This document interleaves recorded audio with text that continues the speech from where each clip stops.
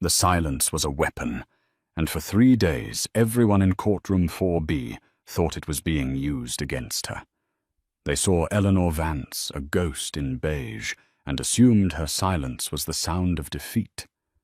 Her husband, a titan of industry, sat with his lawyer radiating power. His mistress, polished and perfect, was ready to deliver the final blow. They mistook Eleanor's stillness for weakness, her quiet gaze for surrender. They were about to learn that the most dangerous people aren't the ones who roar. They are the ones who sit and watch and wait for the perfect moment to unleash a storm you never saw coming. The courtroom was Richard Vance's cathedral, and he was its reigning god. Every surface from the polished mahogany of the judge's bench to the scuffed linoleum tiles seemed to reflect his success.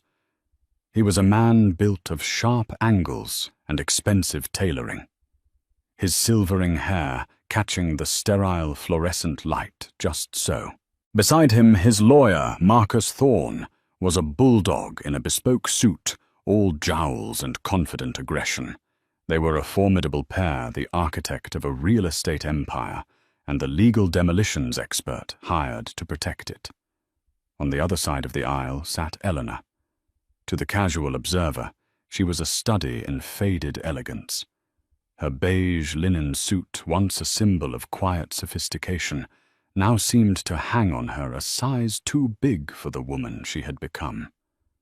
For 3 days, she had remained a statue of composure. She listened without flinching as Thorne painted a portrait of her as a pampered, clueless housewife who had contributed nothing to Richard's colossal success with Vance Sterling properties beyond hosting the occasional dinner party. Mrs. Vance Thorne had boomed on the first day his voice, echoing in the cavernous room, enjoyed the fruits of Mr. Vance's labor. A beautiful home, luxurious vacations, a limitless credit card for her. Hobbies. The word hobbies was laced with a particular venom, reducing her life's work, curating art for private collectors. A skill that had once filled their home with beauty and conversation to little more than a girlish pastime. Eleanor didn't react. Her hands remained loosely clasped in her lap. Her expression was placid, her gaze fixed on a point just beyond the judge's shoulder. Inside, however, a slow, cold fire was burning. She remembered the nights she'd spent poring over architectural blueprints with Richard, her fine arts background giving her a unique perspective on line and form. She remembered the small inheritance from her grandmother, the $50,000 that served as the seed money for their first risky property, flipper detail conveniently absent from Richard's triumphant narrative of being a self-made man. She remembered sketching the original swan-like logo for Vance Sterling on a cocktail napkin during a hopeful wine-fueled dinner 20 years ago. Her own lawyer, a court-appointed man named Mr. Davies, was competent but utterly outmatched. He was a dinghy facing a battleship. He shuffled his papers, raised meek objections that Thorne swatted away like flies, and offered Eleanor sympathetic, helpless glances. He had advised her to settle. "Eleanor, they're offering you the house and a 5-year alimony package. It's more than most get. If this goes to trial, Thorne will eviscerate you. He'll paint you as a gold digger." "I am not a gold digger, Mr. Davies," she had replied, her voice quiet but firm. "I was a partner. I was the co-founder. I will not be erased." He hadn't understood. No one did. They saw the shell, not the steel beneath. The discovery of the affair hadn't been a text message or a lipstick-stained collar. It had been far more insidious, far more insulting. She had been looking for a property survey in Richard's home office when she found a separate set of architectural plans rolled tightly in a cardboard tube. They weren't for a client. They were for a private residence, a breathtakingly modern glass house cantilevered over a cliff in Big Sur. The project name was the Serenity Project. And on the client detail line, it read R. Vance and C. Sterling, Chloe Sterling, the impossibly young, raven-haired VP of acquisitions at his company, the woman Richard had called his protégé. Suddenly, all the late nights at the office, the hushed phone calls, the sudden business trips to California, clicked into a sickeningly clear picture. They weren't just having an affair. They were building a future on a foundation of assets Eleanor had helped create. That was the moment the quiet, accommodating Eleanor began to recede, and a new, colder, more calculating version of herself began to form. She didn't scream or throw things. She didn't confront him. She calmly rolled the plans back up, placed them exactly where she found them, and went downstairs to make coffee. She sat at the kitchen island, the heart of the home she had built, and she began to think. Not as a wife, but as a strategist. She knew this day in court was coming, and she knew Richard's ego would be his undoing. He wouldn't just divorce her. He would try to humiliate her, to obliterate her contributions, to leave her with nothing but crumbs from the feast she had helped cook. And that was exactly what she was counting on.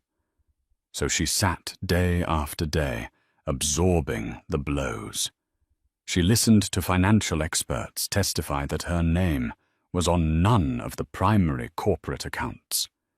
She heard former colleagues of Richard's men she'd had in her home for Christmas speak of his singular vision and drive. Each lie, each calculated omission was a stone. They thought they were burying her with them. They had no idea she was using them to build a foundation of her own. Richard Vance took the stand on the second day, a masterclass in performative charm and subtle arrogance. He was dressed in a dark navy suit that made him look less like a defendant and more like a keynote speaker at a wealth management conference. He smiled warmly at the judge, nodded respectfully at the jury, and completely ignored the woman he had spent 2 decades married to. Marcus Thorne led him through his testimony like a seasoned conductor. The questions were softballs designed to inflate Richard's ego and solidify his narrative. Mr. Vance, could you tell the court how Vance Sterling Properties began? Richard leaned into the microphone, his voice a smooth, confident baritone. It began with a dream. Marcus, I was a young, hungry broker with a vision for creating not just buildings, but lifestyles. I saved every penny I earned, worked 100-hour weeks. I risked everything I had on my first project. There was no mention of Eleanor's $50,000. It was a detail scrubbed from history. And your wife, Eleanor, what was her role in these early, difficult years? Richard sighed, a theatrical display of weary magnanimity. Eleanor. She was my support system. She made our house a home. I wanted her to be comfortable, to be free from the stress of the business world, so she could pursue her passions. Art gardening, charity luncheons. I was proud to provide that life for her. The narrative was clear. He was the creator, the provider. She was the beneficiary, the kept woman. He spoke of multi-million-dollar deals, closed on golf courses of sleepless nights, spent wrestling with zoning laws of the sheer force of his will that had bent the city's skyline to his ambition.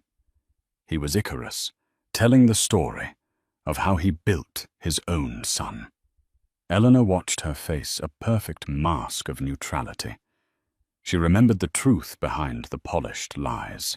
The deal closed on the golf course had been salvaged by her when she charmed the investor's wife at a gallery opening, bonding over a shared love for the sculptor Alberto Giacometti. The investor had later told Richard, "Your wife is a class act." She sealed the deal. Richard had simply smiled and accepted the compliment as his own.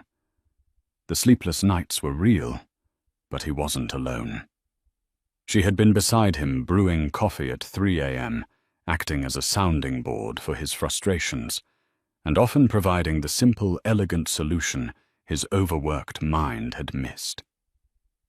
"What if you don't fight the Historical Society on the facade, Richard?"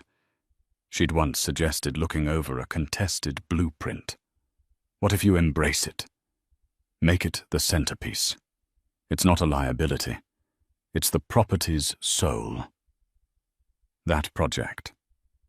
The Beaumont Hotel became one of his most celebrated winning awards for historical preservation, awards he accepted alone.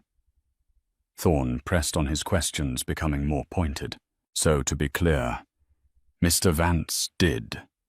Mrs. Vance ever have any official capacity at Vance Sterling Properties? Was she ever on the payroll, a board member, an officer of the corporation?" "No, never," Richard said with finality. "I wanted to protect her from all that. It was my burden to carry. The burden that had bought him a Porsche, a private jet, and a different woman to share his future with." Mr. Davies's cross-examination was painfully inept. He tried to poke holes in Richard's story, but he lacked the information, the killer instinct. "Mr. Vance, isn't it true that your wife often accompanied you to business dinners?" "Of course," Richard smiled. "She was a wonderful hostess, a great asset in a social setting. He'd reduced her to an accessory. And isn't it true her inheritance provided the initial capital for your first joint venture?" Richard's eyes narrowed for a fraction of a second before the mask of charm slipped back on. "Eleanor was very generous with a gift she gave me early in our marriage. I, of course, paid her back tenfold through the lifestyle I provided. It was a gift, not an investment. A gift." He had recategorized her foundational contribution as a quaint little present, like a hand-knitted sweater. With every answer, the hole they were digging for Eleanor grew deeper. The jury, a collection of ordinary people, saw a billionaire and his stay-at-home wife. It was a story as old as time, and it usually ended one way. Richard Vance and Marcus Thorne were sure of their victory. They controlled the narrative, the evidence, the very air in the room. They saw Eleanor's silence not as patience, but as proof of her powerlessness. As Richard stepped down from the stand, he allowed himself a fleeting glance at Eleanor. It was a look of pity and dismissal. He had already moved on. She was just a piece of old business to be tidied up. He turned his attention to the front row, where Chloe Sterling sat offering him a small, triumphant smile. She was next. She was the final nail in Eleanor's coffin. Chloe Sterling moved through the courtroom like a panther. She was all sleek lines, dressed in a form-fitting graphite dress that was both professional and predatory. Her black hair was a sharp, glossy bob, and her crimson lipstick was a slash of defiance. She was the future, and she was there to bury the past. She took the stand, swore the oath with a steady, manicured hand, and looked directly at Marcus Thorne. She never once glanced at Eleanor. To her, Eleanor was irrelevant, a relic. Thorne's questioning began, gently establishing her credentials. "Ms. Sterling, you are the Vice President of Acquisitions at Vance Sterling Properties." "I am," she said, her voice crisp and confident. "And in your 5 years with the company, you've overseen its most profitable expansion phase, correct?" "That's correct. We've moved into international markets, securing over $2 billion in new development projects." She was impressive, and she knew it. The jury was paying attention. This was a woman of substance, a peer to the great Richard Vance. Then Thorne turned to the heart of the matter. "Ms. Sterling, you worked closely with Mr. Vance. Can you describe his creative process? His vision. Chloe leaned forward, her expression turning reverent. Richard is a visionary, but a vision needs a muse, a collaborator. He thinks in broad, brilliant strokes, and I help him connect the dots. We have a synergy. We'd work late into the night, just the two of us, brainstorming, challenging each other. The Serenity Project in Big Sur, for instance. That was born out of a conversation we had over dinner. It was our shared dream. She was not just claiming to be his business partner. She was claiming the role of his soulmate, his intellectual equal, the role that had once been Eleanor's. Then Thorne delivered the killing blow. He gestured vaguely toward Eleanor. In all those late-night sessions, in all those critical business meetings, did you ever see Mrs. Vance present? Did she ever contribute a single idea to the projects that have made Vance Sterling a global powerhouse? Chloe gave a small, almost pitying laugh. Eleanor. Of course not. She was of a different world. Richard always spoke of her fondly, but as someone to be sheltered from the business. Her expertise was in, I believe, tablecloths and flower arrangements for his parties. She was from another era. The courtroom was silent. It was a brutal public execution of a 20-year partnership. Chloe had not only confirmed the affair, but she had framed it as the inevitable result of a man outgrowing his provincial wife. She was the co-pilot. Eleanor was mere baggage. Eleanor sat her posture unchanged, her hands still resting in her lap. But inside the slow burn had become a furnace. Tablecloths and flower arrangements. She thought of the logo, the seed money, the architectural suggestions the clients won over by her knowledge and grace. All of it erased in a single, condescending sentence. Chloe wasn't finished. She looked at the jury, her eyes earnest and wide. I know my relationship with Richard is under scrutiny here, but what we have, it goes beyond the personal. It's a creative and intellectual partnership. I pushed him. I challenged him. I helped him build the second half of his empire. I am not the reason his marriage failed. His marriage failed because he was on a rocket ship, and his wife refused to even look at the sky. It was a brilliant, cruel, and devastating performance. She had painted herself as the heroine of Richard's story, the woman who had finally unleashed his true potential. Mr. Davies rose for his cross-examination, looking defeated before he even began. He asked a few perfunctory questions about company policy and timelines, which Chloe deflected with ease. He was a man with a water pistol fighting a flamethrower. When he sat down, the air in the room was thick with finality. It was over. Thorne had successfully framed the narrative. Richard was the genius, Chloe was the muse, and Eleanor was the obsolete first wife, entitled to a severance package, but nothing more. The judge, a stern-faced woman named Judge Miller, looked down at the petitioner's table. Mr. Davies, do you have any further witnesses? Mr. Davies sighed and shuffled his papers. No, Your Honor. Judge Miller then turned to Eleanor. Mrs. Vance, do you have anything you wish to say? This was it. The moment. The quiet stillness that had defined her for 3 days finally broke. Eleanor took a slow, deliberate breath. For the first time, she looked directly at the judge, her eyes clear and impossibly calm. Yes, Your Honor, she said, her voice not loud but carrying a new and startling weight that made everyone in the room, including Richard and Chloe, sit up straight. There has been a change. Judge Miller raised an eyebrow. A change in what Mrs. Vance, Eleanor's gaze, swept past her stunned husband, past his smug mistress, and landed on the heavy oak doors at the back of the courtroom. A change in counsel.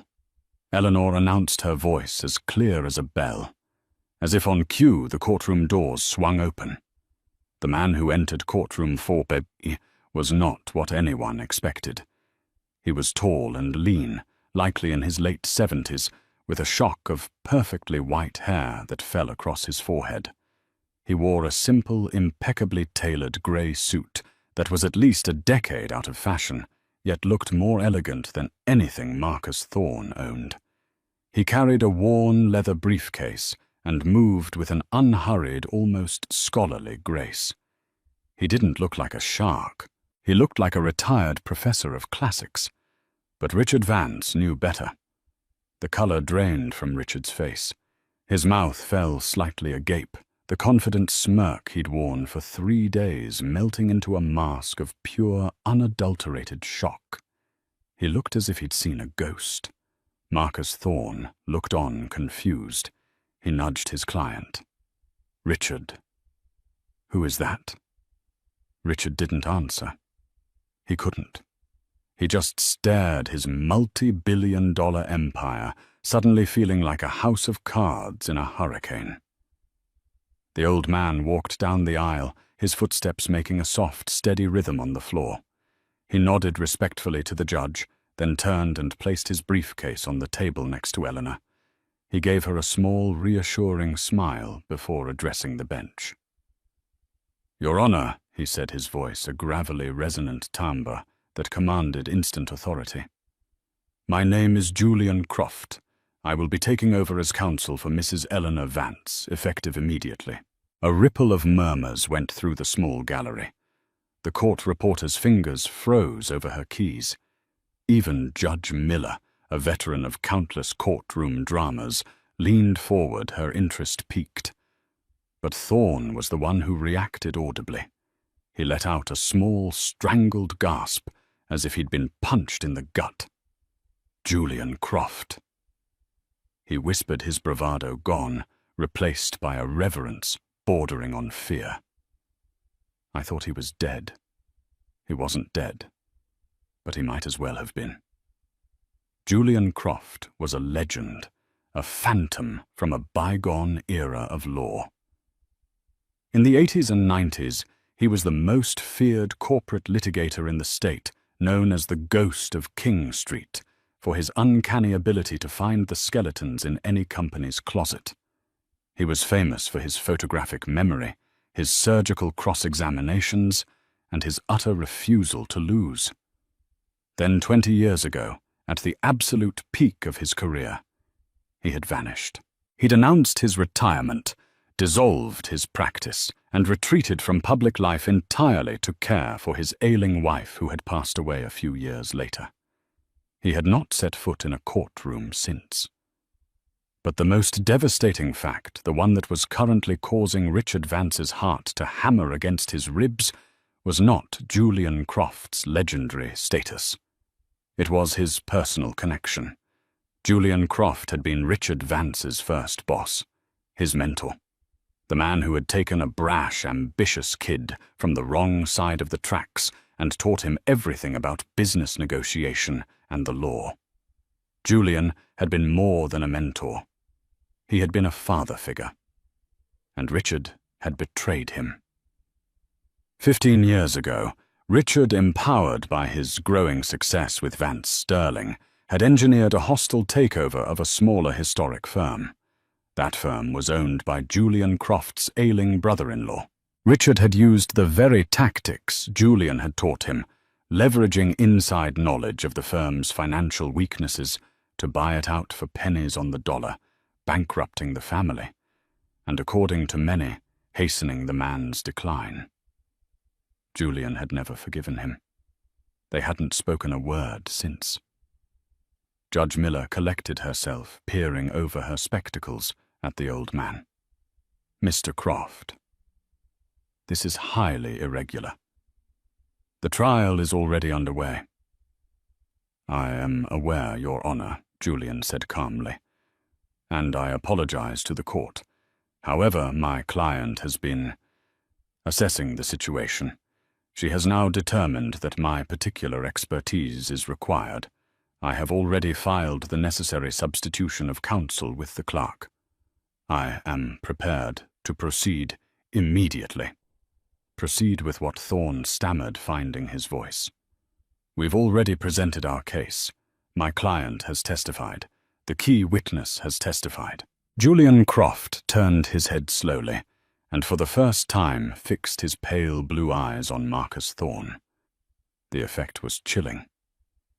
Yes, she has, he said, his voice dropping slightly. And I believe that is the perfect place for me to begin. With the court's permission, I would like to cross-examine Ms. Chloe Sterling. A jolt went through the room. Chloe, who had been watching the proceedings with detached amusement, suddenly looked unnerved. The hunter had just become the prey. Judge Miller looked from the flustered Thorne to the composed Croft, then to Eleanor, who sat with a newfound serenity. Something significant had just shifted in her courtroom. This was no longer a simple one-sided divorce. Very well. Mr. Croft? The judge said, her voice laced with intrigue. The court will allow it. Ms. Sterling, please retake the stand. Chloe walked back to the witness box, her confident stride now a little less certain. Julian Croft approached not with Thorne's aggressive posture, but with the quiet demeanor of a scholar. He had no notes. He simply stood before her, his hands clasped behind his back. Richard Vance watched his face ashen. He knew what Julian was capable of. He had seen him dismantle men far more powerful than Chloe Sterling. He wasn't just a lawyer. He was an archaeologist of lies, and he always found the bones. Julian Croft began his cross-examination not with a roar, but with a whisper. His voice was conversational, almost gentle, which seemed to unnerve Chloe more than any amount of shouting would have. Ms. Sterling, he began, you have painted a very compelling picture of a deep intellectual and creative partnership with Mr. Vance. You called yourself his muse. I did, Chloe said, lifting her chin, attempting to regain her composure. That's what I was. What I am. A muse, Julian repeated, savoring the word. A source of artistic inspiration. So let's talk about inspiration. You mentioned the Serenity Project in Big Sur. A shared dream, I believe you called it. Yes. It was born from our shared vision of seamless indoor-outdoor living. Fascinating, Julian said, his eyes twinkling. He took a step closer. Were you aware that the core design concept for that house, a glass structure cantilevered over a cliff to mimic a bird in flight, was a central feature of Mrs. Vance's graduate thesis in architectural history, submitted to Columbia University in 1998. Chloe's confident expression faltered. I don't know anything about that. You don't? Julian's voice was still soft, but it now held a razor's edge. That's strange, because Richard Vance certainly did.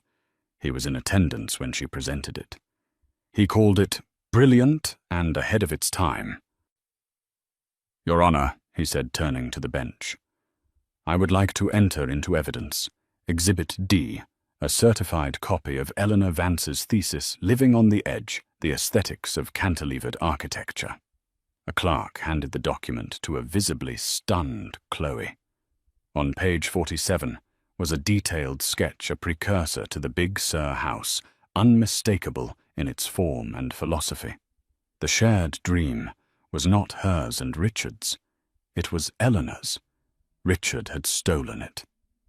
Chloe stammered. It's just a coincidence, an academic concept. Let's talk about another concept. Then Julian moved on, relentless. You claimed to have spearheaded the expansion into international markets, specifically the acquisition of the waterfront development in Lisbon. Yes, that was my project, Chloe said, her voice growing defensive. I identified the opportunity and secured the local permits. You did secure the permits, that's true, Julian conceded. But the opportunity was identified 3 years prior, was it not? In an email from Eleanor Vance to her husband, following their anniversary trip to Portugal, Julian held up a single sheet of paper. Exhibit E, Your Honor.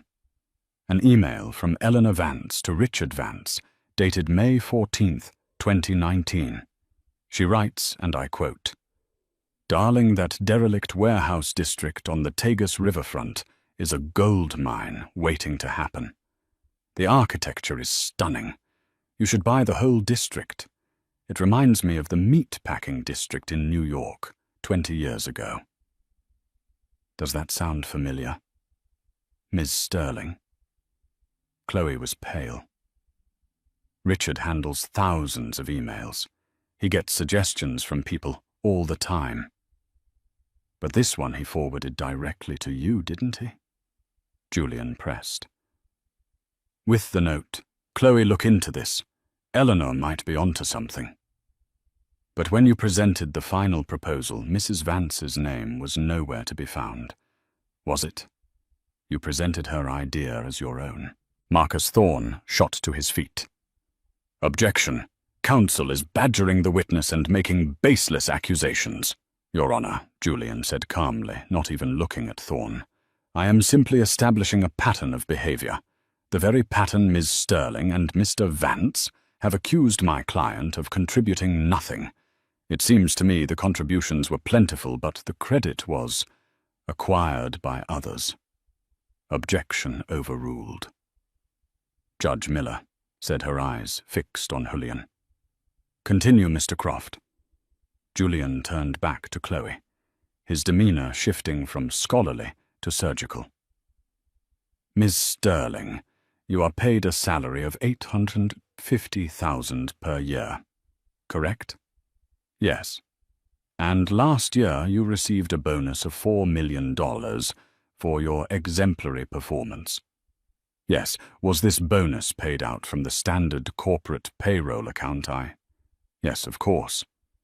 Chloe looked nervously toward Thorne, who gave a slight, imperceptible shake of his head.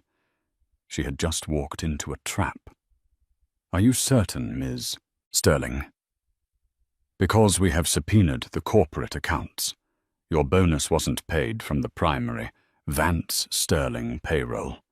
It was paid along with the down payment for your Porsche and the security deposit on your penthouse apartment from a separate entity called Sterling Holdings, LLC, registered in the Cayman Islands." The color completely vanished from Chloe's face. Richard Vance gripped the edge of his table, his knuckles white. Julian let the silence hang in the air before delivering the final devastating blow. An entity whose sole signatory is Richard Vance. An entity funded by siphoning off a small percentage of profits from every major Vance Sterling sale for the past 5 years. An off-the-books slush fund. It appears, Ms. Sterling, that you weren't just his muse. You were his co-conspirator in defrauding his wife and business partner of her rightful share of the marital assets. Chloe stared at him speechless. She was utterly exposed. Her carefully constructed image as a brilliant, self-made executive had been dismantled in under 10 minutes. She was just a glorified mistress paid for with stolen money. "No more questions for this witness, Your Honor," Julian Croft said, turning his back on her and walking calmly back to his table. He had taken the opposition's star witness and turned her into a liability and accomplice to fraud. Eleanor watched it all, her expression unchanged. But Mr. Davies, sitting beside her, saw her hand, which had been resting on her lap, gently place a single folded cocktail napkin on top of Julian's briefcase. It was old and faded, the ink slightly blurred. On it was a drawing of a swan, its neck gracefully curved to form the letter V. The original logo for Vance Sterling Properties. She hadn't just been observing, she had been preparing. She had been building her arsenal, and her quiet, brilliant general was just getting started. If the cross-examination of Chloe Sterling was a surgical strike, what Julian Croft did to Vance Sterling Properties was a controlled demolition.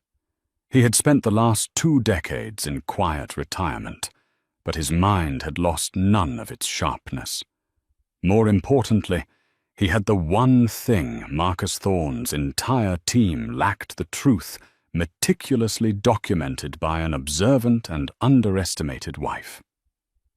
Eleanor had spent the months leading up to the divorce, not weeping, but working. Her curator's eye, trained to spot forgeries and trace provenance, was now turned on her own life. She combed through 20 years of household records, forgotten photo albums, old day planners, and dusty boxes in the attic. She wasn't just looking for evidence of infidelity. She was excavating her own history, a history Richard had tried to bury.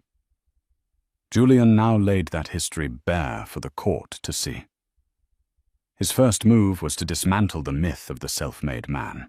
He called to the stand a mousy, balding man in his late 60s named Albert Finch. He was the retired bank manager who had handled Eleanor's inheritance after her grandmother passed. Mr. Finch Julian asked, his tone respectful. "Do you recall a transaction in 1999 involving Mrs. Vance?" "Why, do, sir." Very clearly, Mr. Finch said, peering through his bifocals. "Eleanor, Mrs. Vance came to me. She wanted to wire $50,000 from her inheritance account, not to her husband, mind you. She was very specific. It was to go directly to a holding company to purchase their first investment property. So it was not a gift to her husband, as Mr. Vance testified. Oh no, it was an investment. She had me draw up the paperwork as such. A seed capital investment in exchange for a 50% founding partnership stake in their new venture." Julian turned to face Richard, a venture which a month later was incorporated as Vance Properties. The Sterling was added years later. Your Honor, Exhibit G, the original wire transfer and investment agreement, signed by Albert Finch. A document Mrs. Vance kept in her grandmother's recipe box for 22 years. Thorne was on his feet, objecting furiously, but the damage was done. The very foundation of Richard's story, that he had started with nothing but his own grit, had crumbled. He was not a solo act. He was a partnership. Next, Julian called a surprise witness, David Chen, the celebrated architect behind 3 of Vance Sterling's most iconic and profitable buildings. Richard smiled, assuming David was there to testify for him. They played golf together. Mr. Chen Julian began. "You are familiar with Eleanor Vance, are you not?"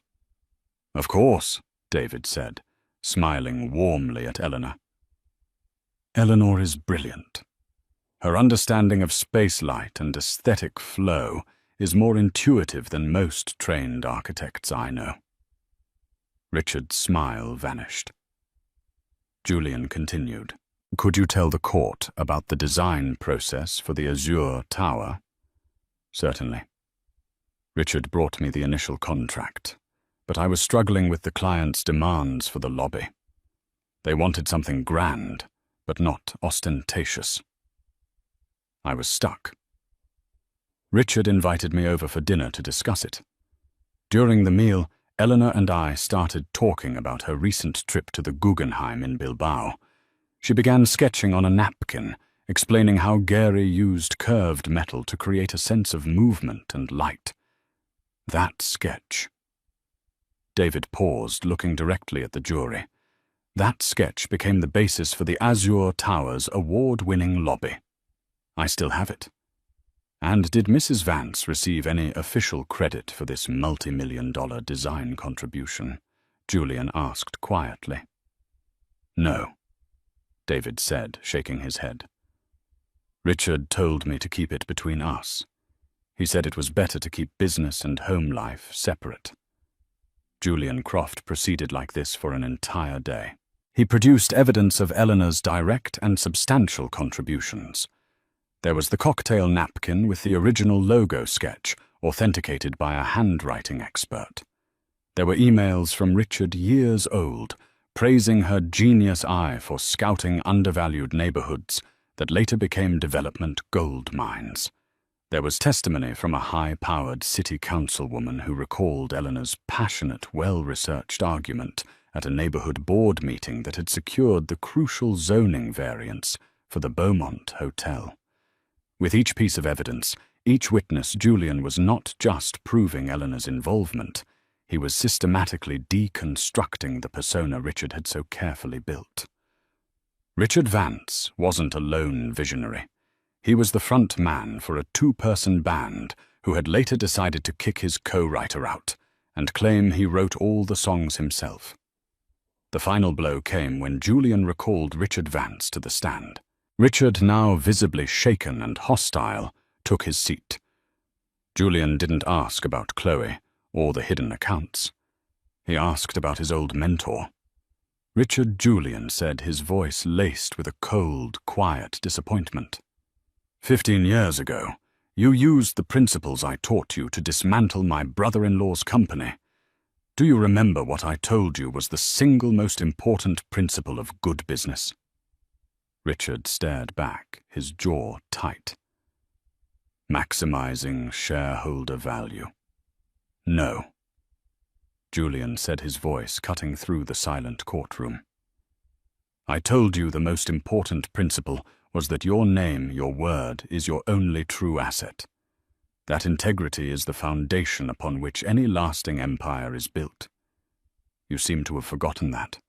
You erased your wife's name from your company's history. You erased my brother-in-law's legacy. You erase anyone who is no longer convenient to you. Julian walked back to his table and picked up a thick binder. Your Honor. This is the sum of our evidence. It proves beyond any doubt that Vance Sterling Properties is not the sole creation of Richard Vance. It is and always has been a marital asset built from a 50-50 partnership. Mrs. Vance is not seeking alimony. She is not seeking a settlement. She is seeking what is rightfully hers. 50% of the company, she co-founded her name, restored to the corporate charter, and her history, which her husband tried so hard to erase, brought back into the light.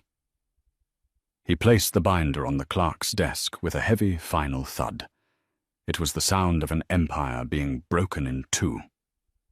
The 2 days of recess while Judge Miller deliberated were a unique form of torment for everyone involved. For Richard Vance and Marcus Thorne, it was a purgatory of frantic calculations and whispered reassurances that felt increasingly hollow. For Eleanor, it was a strange and suspended calm, the deep, quiet breath before a diver breaks the surface. She spent the time in the sterile quiet of a hotel room, not her home. The house on the hill was still a crime scene of the heart, and she wouldn't return until she knew to whom it truly belonged. She read a novel, drank tea, and for the first time in months, slept through the night. The battle was over. All that remained was the verdict of the war. When they reassembled in courtroom 4B, the atmosphere was electric with tension. Richard had attempted to reconstruct his mask of impervious confidence, but the cracks were visible. A faint tremor in his hand, a dullness in the eyes that once held a conqueror's glint. Marcus Thorne looked haggard. The bulldog now a worried hound, his bespoke suit seeming to hang on a deflated frame. Eleanor walked in with Julian Croft at her side. She wore a simple navy blue dress the color of a deep, calm ocean. She no longer looked like a ghost in beige. She looked solid, present. She met the curious gazes of the gallery, not with timidity, but with a serene, level stare. She was no longer a subject of their pity. She was the protagonist of a story they were all desperate to see conclude. Judge Miller entered her face an unreadable granite slab. The rustle of everyone rising and sitting was the only sound. She settled her glasses on her nose, opened a thick file, and the room held its breath. I have reviewed the testimony and the extensive evidence presented in the case of Vance v. Vance. She began, her voice devoid of emotion. While divorce proceedings are often fraught with personal grievance, this court was tasked with a specific and fundamental question: the nature and valuation of the marital assets, specifically as they pertain to the entity known as Vance Sterling Properties. She looked up, her gaze sweeping over the petitioners' and respondents' tables. The respondent, Mr. Richard Vance, she continued, has presented a narrative of a sole creator, a self-made man, whose genius and tireless work built an empire while his wife, the petitioner, enjoyed the benefits as a non-contributing party. The respondents' counsel has argued that Mrs. Vance was a traditional housewife entitled to a generous but ultimately finite spousal support package. Judge Miller paused, taking a sip of water. The silence stretched thin and taut. This narrative, she declared, her voice suddenly infused with a steely authority, is a work of self-serving fiction, demonstrably false in almost every material aspect. A collective gasp, however faint, rippled through the courtroom. Richard Vance flinched, as if struck. The court finds the evidence presented by the petitioner's counsel, Mr. Croft, to be not just compelling, but overwhelming. A partnership in a marriage of this length is not defined solely by names on a corporate charter or a position on a payroll. It is a complex ecosystem of mutual support, shared risk, and collaborative creation.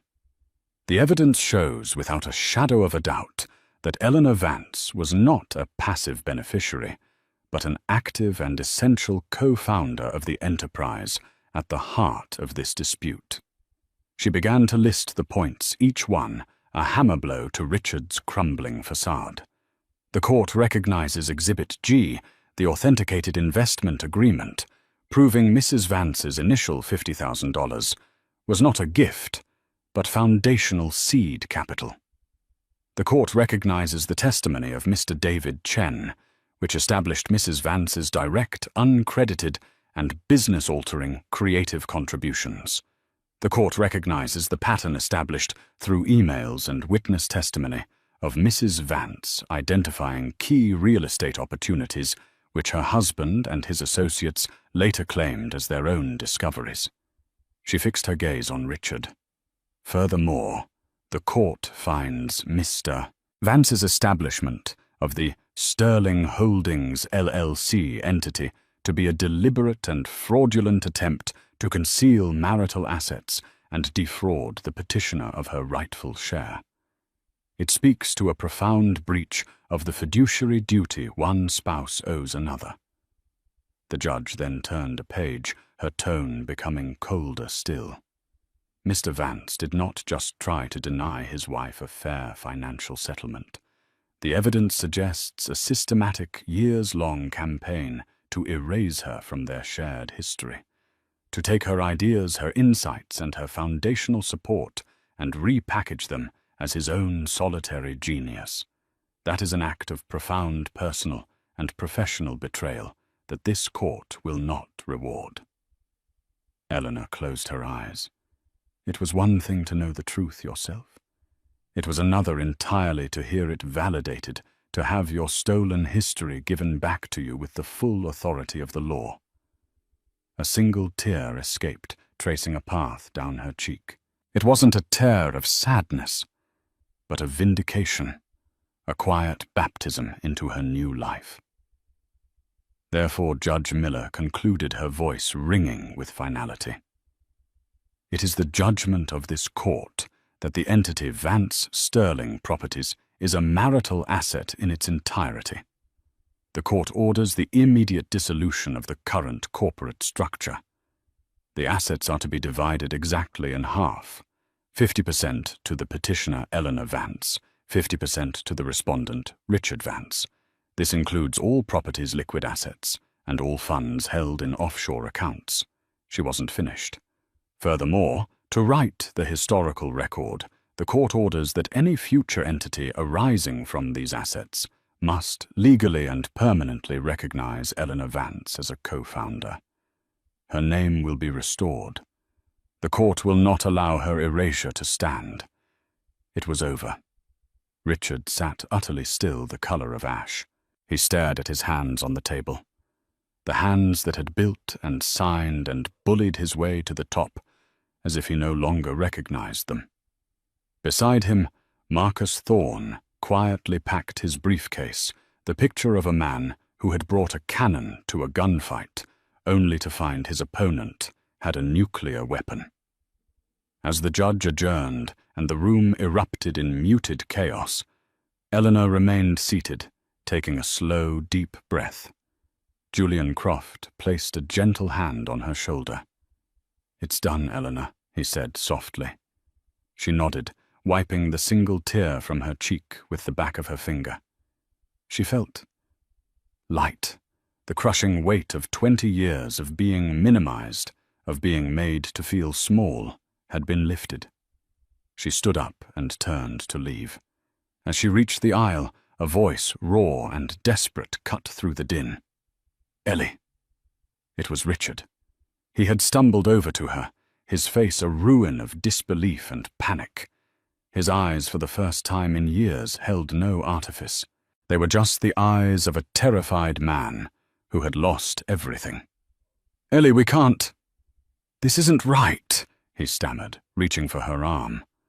Eleanor took a step back, avoiding his touch.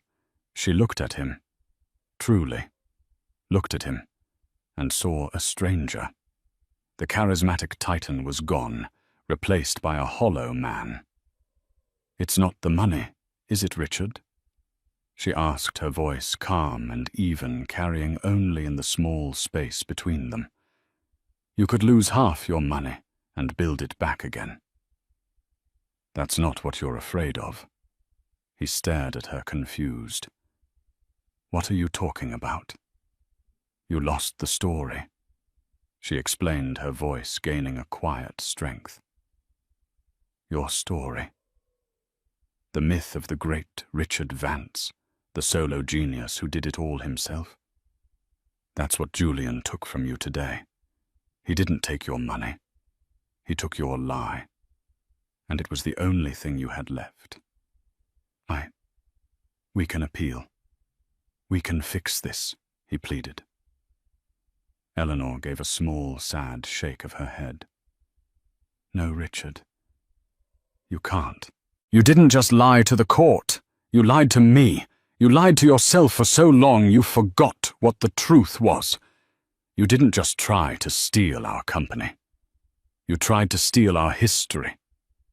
And you can't have it back." With that, she turned and walked away. She didn't look back. She walked down the aisle past the stunned faces and whispering reporters, with Julian Croft at her side. As she pushed open the heavy courtroom doors and stepped into the light of the hallway, she felt the last 20 years fall away from her like a heavy coat. The week that followed was a blur of reclamation. She returned to the house on the hill, not as a guest in Richard's world, but as its rightful owner. The first thing she did was walk into his cavernous, mahogany-paneled office. On the wall behind his desk was an enormous, flattering oil portrait of him, commissioned 5 years ago, depicting him staring heroically into the middle distance. Without a moment's hesitation, she lifted it off the wall, carried it into the garage, and leaned it against a stack of old tires, facing the wall. She went back inside the space on the wall, now a blank, promising void. She spent days with accountants and lawyers, the new team she was assembling. She was decisive, intelligent, and focused. The men and women in suits, initially expecting a bewildered housewife, quickly learned they were dealing with a formidable mind. She was not just claiming her assets, she was taking command of them. Finally, at the end of the week, she met Julian for coffee.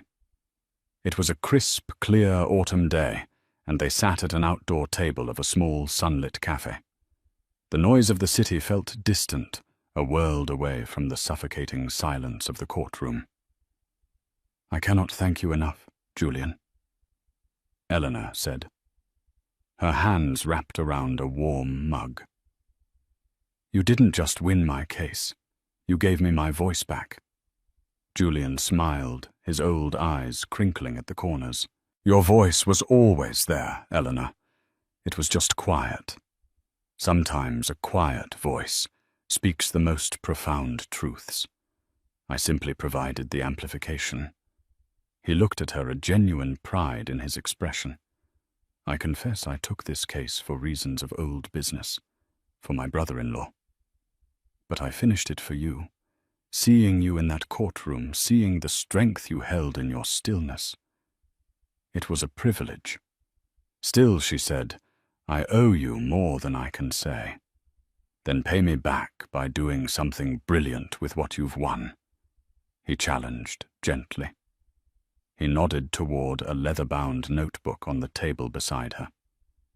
"What's next for the co-founder of one of the city's largest real estate empires?" Eleanor opened the book. It was filled with sketches, notes, and ideas. On the first page was a beautiful, elegant design for a new company logo. 2 letters, E and V, were intertwined to create the image of a house with an open door conveying both structure and welcome. Below it, in clean, crisp lettering, were the words, "Vance, Curation and Design." "My hobbies," she said the word, now stripped of all its condescending poison, reclaimed as a badge of honor. "I'm going to pursue them full-time, but not as hobbies, as a business." She began to speak, and the voice Julian had unlocked was now filled with passion and vision. "For 20 years I curated our homes, our life, the art on our walls. I helped clients and investors feel a connection to a space. That's what's missing from so much of modern development, a soul. Richard built expensive boxes. I want to build homes. I'll consult with architects from the ground up, design interiors, curate art collections for private and corporate clients. I'll use the capital I've won to invest in ethical, beautiful, human-centric design." She tapped the logo. "Vance Curation. I'm keeping the name. My name. The one I earned." As she was speaking, her phone buzzed. She glanced at the screen, a small, surprised smile forming on her lips. "Who is it?" Julian asked. "It's David Chen," she said, her eyes bright with a new kind of energy. "The architect." His text says, "Heard the news. So happy for you. I have a new client who wants to build something with a soul. Are you available for a consultation?"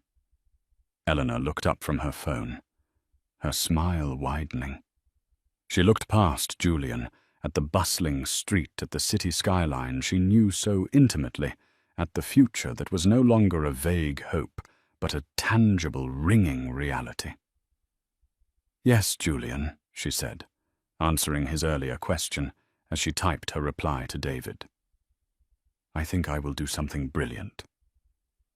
That was the story of Eleanor Vance, a powerful reminder that strength isn't always loud. Sometimes it's the quiet observer, the patient planner, the one who gathers the truth while others are busy broadcasting their lies.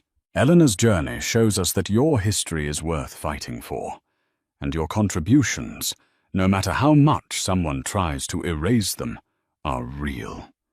She didn't just win a court case. She reclaimed her identity and proved that the most formidable power comes from knowing your own worth, even when the world tries to tell you you're worthless.